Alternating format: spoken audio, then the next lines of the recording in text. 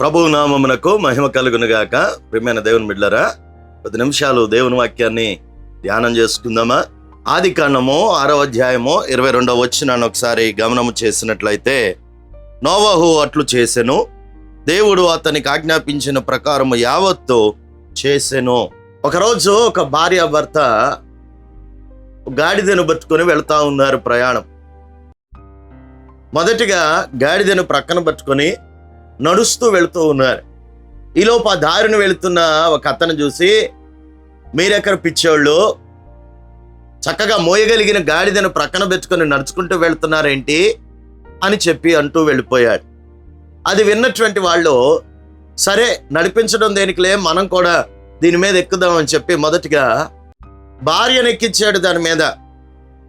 అమ్మా నువ్వు కూర్చో ఈ గాడిద మీద అని చెప్పి గాడిద మీద ఎక్కించి తీసుకువెళ్తా ఉన్నాడు. కొంత దూరం వెళ్ళగానే ఒక అతను ఎదురయ్యాడు. చూసావా, నువ్వు భార్య మాట ఎక్కువ వింటావు, అందుకనే భార్యను కూర్చోబెట్టి నడుస్తున్నావు, భార్య చాటు మనిషివి నువ్వు అని చెప్పి అన్నాడు. అనగానే ఇతనికి బాధ అనిపించింది. సరేలే ఎందుకులే అని చెప్పి భార్యను దించి ఆయన గాడిద మీద కూర్చొని వెళ్తా ఉన్నారు. భార్య నడుస్తూ ఉంది.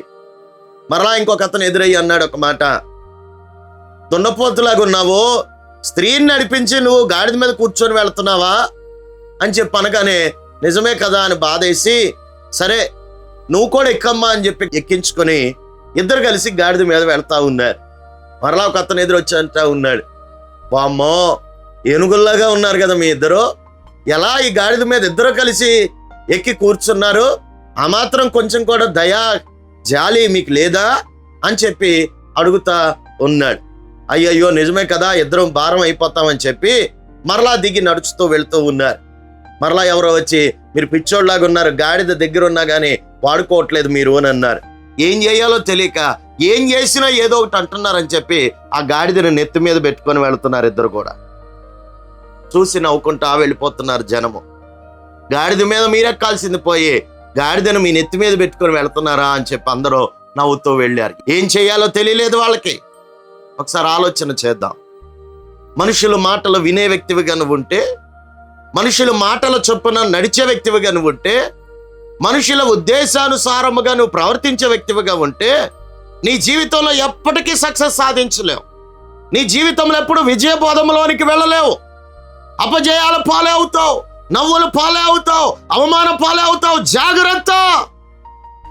మనుషుల మాటలు వినే వ్యక్తివిగా కాక, గొప్పవారనో ఉన్నతమైన వారనో జ్ఞానవంతులనో లోకానుసారులనో ఎవరో వారి యొక్క మాటలు విని నీ జీవితంలో ఇప్పటి వరకు పాడైపోయింది. చాలు. ఆదికాండం 6వ అధ్యాయం 22వ వచనంలో చూసినప్పుడు, నోవహు అట్లు చేసెను, దేవుడు తనకు ఆజ్ఞాపించినంత ప్రకారము ఏదైతే ఆజ్ఞాపించారో, ఏదైతే మాట్లాడారో, ఏదైతే చెప్పారో, ఏదైతే తెలియచేశారో ప్రతిదీ కూడా నోవహు అలాగే చేసి పాటించాడు, అలాగే చేసి ఉన్నాడు. మనుషుల మాట వింటే నోవహు నవ్వులు పాలైపోయిన వాడు. బంధువుల మాట విని ఉంటే నోవహు తన జీవితంలో వెనక్కి వెళ్ళిపోయేవాడు. రక్త సంబంధుల మాట వింటే నోవహు తన కుటుంబంలో తనే ఒక నిర్జీవమైపోయిన వాడుగా, నిరుత్సాహమైపోయిన వాడుగా, నిష్ఫలమైపోయిన వాడుగా మిగిలిపోయేవాడేమో. కానీ దేవుని మాట విన్నాడు, దేవుని మాట ప్రకారం నడిచాడు, దేవుని మాట ప్రకారం చేశాడు, దేవుని ఉద్దేశానుసారముగా దేవుడు తనకు ఏదైతే ఆజ్ఞాపించాడో, దేవుడు ఏదైతే తనకు తెలియజేసి ఉన్నారో, దేవుడు ఏదైతే తనకు మాట్లాడి ఉన్నారో ఆ మాట ప్రకారమే చేశారట నోవహు గారు దేవుని మాట ప్రకారం చేశారు. కనుక ఎంత గొప్పగా దీవించారు దేవుడు, ఎంత గొప్పగా ఆశీర్వదించారు దేవుడు. ఒకసారి ఆలోచించు నేస్తమా, ఏ స్థితిలో నువ్వు ఉన్నావు ఈరోజు. ఇంతకాలం ఎవరెవరి మాటలు విని నిష్ఫలమైపోయి, నిర్జీవమైపోయి, నిరుత్సాహమైపోయి, పైగా మోసపోయి గాయపడిన అనుభవంలో ఈరోజు వింటున్నావే మీ మాటలో. దేవుని మాట విన్న నోవహు బాగుపడ్డాడు, దేవుని మాట విన్న అబ్రహాము బాగుపడ్డాడు, దేవుని మాట చొప్పున చేసిన ఇస్సాకు బాగుపడ్డాడు, సఫలత పొందాడు.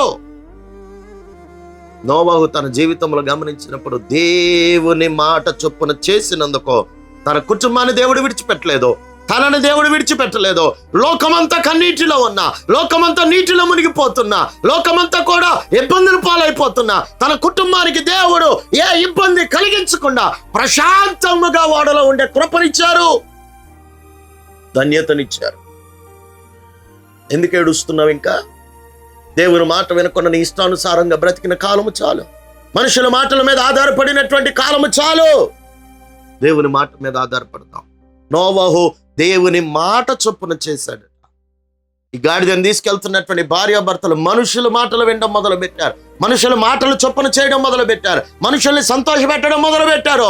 ఆఖరికి నిష్ఫలమైపోయి ఏం చేయాలో తెలియని పరిస్థితికి వెళ్ళిపోయారు. నీవు కూడా అలాగే ఉన్నావేమి? ఈరోజు ఎవరెవరో మాటలు విని, ఎవరెవరికో సహాయం చేసి, ఎవరెవరికో మేలు చేసి ఈరోజు కీడును అనుభవిస్తూ ఉన్నట్లుగా ఉన్నావేమో. ఇకనైనా దేవుని మాట విను, దేవుని మాట చొప్పున చేయి, దేవుని ఆలోచన చొప్పున చేయి.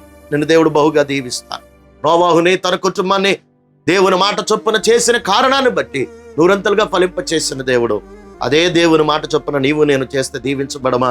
చాలు ఇక శాపం, చాలు ఈ శోధన, చాలు ఈ వేదన, చాలు ఈ ఆందోళన, చాలు ఈ అవమానాలు, చాలు ఈ సిగ్గుచేటో. ఇక మీదట దేవుని మీద ఆధారపడి, ప్రభువా నీ మాట వింటా, నీ మాట చొప్పున చేస్తా, నాకు అవకాశం ఇవ్వడయ్యా. ఎన్నాళ్ళు మనుషుల మాటల మీద ఆధారపడ్డాను, క్షమించు. నీ మాట నాకు కావాలి. నాతో మాట్లాడుతూ ఉన్నావు, నీ మాట చొప్పున నేను చేస్తా, నీ మాట చొప్పున ఈ రోజు నుంచి బ్రతుకుతా. ఒక చిన్న తీర్మానం చేసుకుంటావా? ప్రియమైన దేవుడు, నీ కొరకు ప్రార్థన చేయబోతున్నాను. కళ్ళు మూసుకుని ప్రార్థన పెట్టుకుని, మాట చేత సృష్టిని చేసిన దేవా, నీ మాట చేత నరులమైన మమ్మల్ని నడిపించాలని ఆశపడుతున్న దేవా, ఇప్పటి వరకు నీ మాటను ధిక్కరించి, తిరస్కరించి దూరమైపోయాం, క్షమించండి. నోవాహు నీ మాటల చొప్పున చేసి నూరంతలుగా దీవించబడ్డాడు, వరదలింప చేయబడ్డాడు, ఆశీర్వదించబడ్డాడు. లోకమంతా నీటిలో మునిగిపోతున్నా హాయిగా ప్రశాంతంగా వాడలో ఉన్నాడు ప్రభు. అదే విధముగా గాడిదని తీసుకెళ్తున్న భార్య భర్తలో మనుషుల మాటలు విన్నారు, పాడైపోయారు. మనుషుల మాట చొప్పున చేయాలనుకున్నారు, పాడైపోయారు. మేము కూడా ఎన్నోసార్లు అలా అయా నాశన కోపంలోనికి వెళ్ళిపోయాం. మనుషులను ఇష్టపెట్టాలని, మనుషులను సంతోష పెట్టాలని, మనుషుల మాట చొప్పున చేయాలని. ఇప్పటికైనా నీ మాట ప్రకారం నడవాలని ఆశపడుతున్నామయ్యా. ఎందరైతే తీర్మానం తీసుకుంటున్నారు వారి కుటుంబాలను దీవించమని. ఇప్పటికీ ఏ విధమైనటువంటి స్థితిగతుల్లో వేదన పడుతున్నారు, కృంగిపోయారు, లేవనెత్తండి. నీ మాట చొప్పున బ్రతికి దీవించబట్టకు వారికి అవకాశం. మహిమ మీకే చెల్లిస్తాం. యేసు నామమున అడుగుచున్నాము, ఆమేన్.